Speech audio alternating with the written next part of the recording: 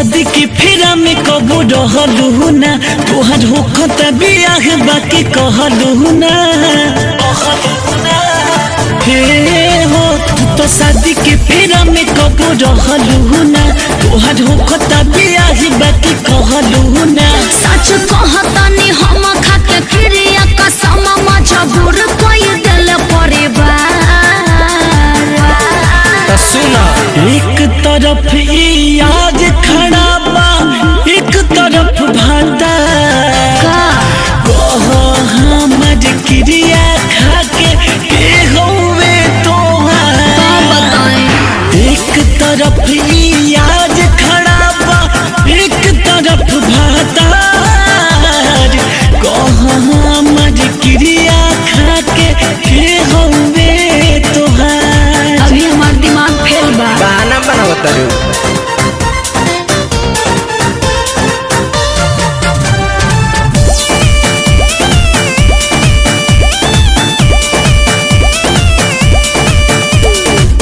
छोटी नई हरबा आइब ना नजरबा, फोनवे पर बतियाब होइए संघतिया।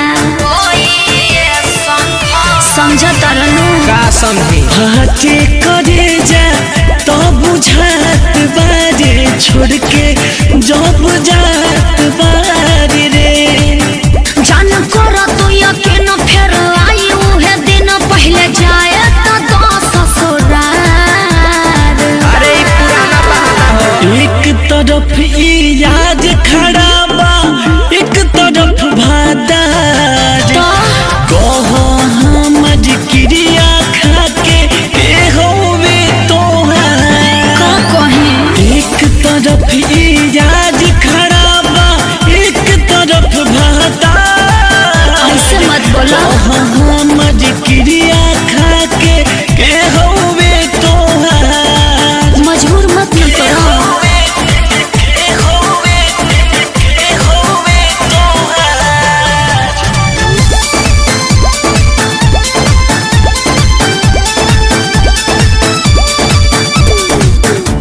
मंजुल पवन हो कहल जवान हो, बात उहे रहे जे बाप भाई कहे। का करी मजबूर में बनी हाँ हो लौटे बा।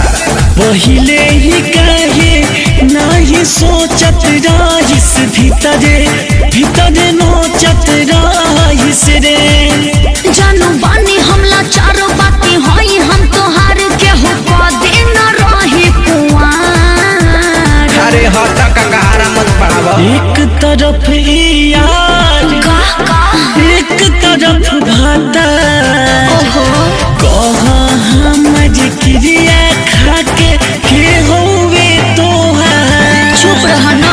एक तरफ याद खड़ा बा, एक तरफ भाता कहो हमर क्रिया खाके के होवे तोहार। बहुत प्यार करेला लेकिन मजबूर बानी। जा जा असली चेहरा दिखा देलू।